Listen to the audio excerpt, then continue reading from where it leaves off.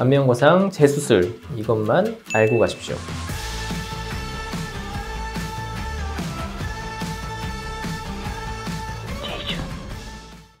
안녕하세요. 제이준 성형외과 성형외과 전문의 신인수입니다.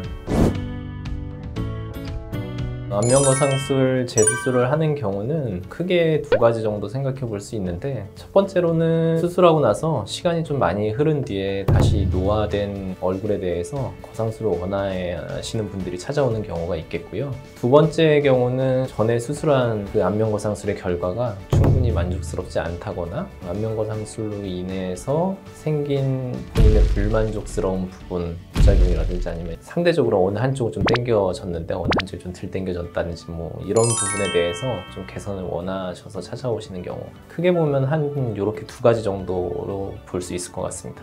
그러면 시간이 어느 정도 텀이 있어야 되는 간격이 있나요? 일단은 6개월 정도의 시간이 최소한 필요하다고 말씀을 드리고요. 근데 이제 6개월이라는 시간은 정말 최소 시간을 저희가 말씀드리는 거고, 되게 피부의 상태나 안쪽에 이제 저희가 조작한 것에 따른 그런 이제 흉살이 생기면서 발생하는 그런 부분 때문에 수술이 어려운 부분이 있을 수 있기 때문에, 저희가 환자분들을 보고 실제 얼굴 상태를 좀 확인하고 만져보고 괜찮다 싶을 때 저희가 수술을 하시는 게 좋다고 말씀드립니다. 그래서 6개월이 됐다고 수술을 할 수 있겠지 라고 생각한다기보다는 6개월이 지난 뒤 전문의한테 한번 현재 상태를 좀 확인을 받아보고 괜찮으면 수술을 할 수 있다 라고 말씀드리는 것이 정확할 것 같습니다.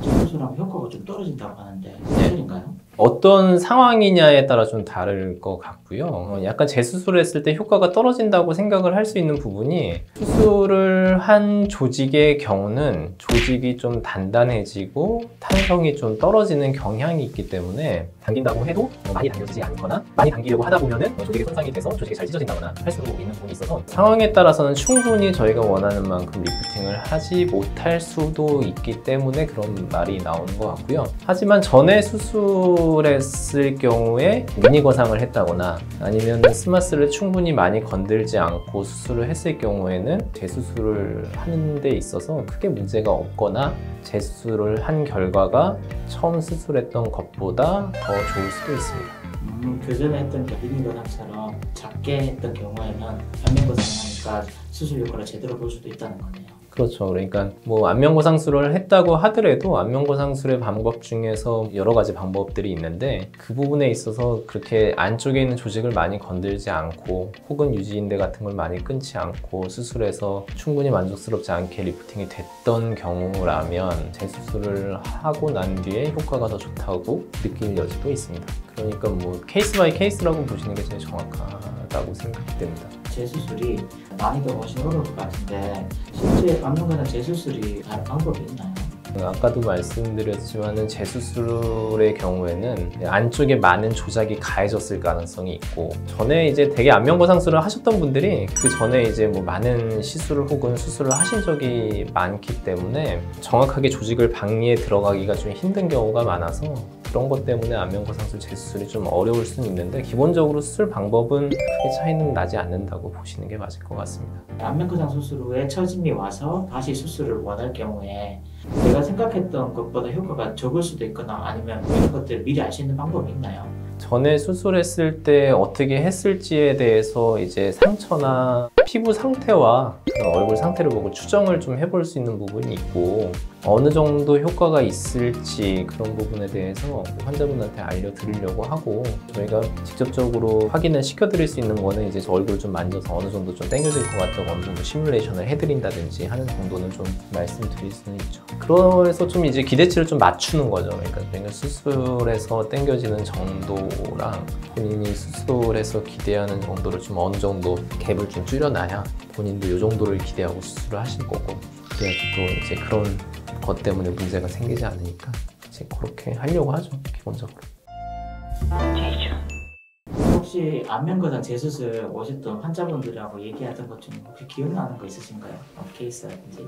이거는 방송에 해도 되는지 모르겠는데, 그냥 정확히 알고 오시는 분들이 굉장히 적은 것 같아요. 수술을 전에 어떻게 했는지. 상담을 해보면은 심지어 본인이 어딜 절개했는지도 잘 모르시고 어떤 수술을 했다고 얘기를 하시는데 기본적으로 수술을 본인이 한 것과 저희가 이렇게 실제 얼굴 상태나 흉터를 봤을 때 매치가 잘 안 되는 경우가 많다거나 아니면 이제 본인들이 이제 시술이나 이런 걸 많이 받았음에도 불구하고 그런 거를 갖다가 숨기거나 아니면 얘기를 하지 않거나 까먹거나 뭐 이런 그런 게 많죠. 뭐 솔직히는 특별히 알아서 뭐 오실 것도 저는 별로 없다고 생각하고 저희가 설명해 드리면 되니까. 근데 수술하는 입장에서 제일 중요한 거는 전에 수술했던 정보를 최대한 많이 재수술 같은 경우는 아는 게 중요한데 그것에 대해서 좀 명확하게 파악을 해서 오시면 도움이 되죠. 실이나 특히 안 녹는 실이라고 하면은 아니면 뭐 이물질을 좀 맞으셨다든지 정말 미니거상이라든지 뭐 이런 걸 하셨다든지 아니면 뭐 울세라 같은 걸 많이 하셨다든지 이런 거는 좀 말씀해 주시면 확실히 도움이 되죠. 울세라나 고주파나 레이저 치료를 받으셨던 분들은 네. 조금 차이가 있나요? 스마스가 약해져 있는 경우가 많아서 저희가 좀 수술을 할 때 그렇게 좋지는 않아서 수술하는데 조금 더 조심을 기해야 하는 경우가 많기 때문에 물론 뭐 저희가 보면 대충 알지만 그래도 뭐 알고 하는 것과 들어가서 보고 하는 것과는 좀 다르기 때문에 그 전에 시술이나 수술 방법들을 정확하게 알려주는 게 재수술에는 중요하다. 네.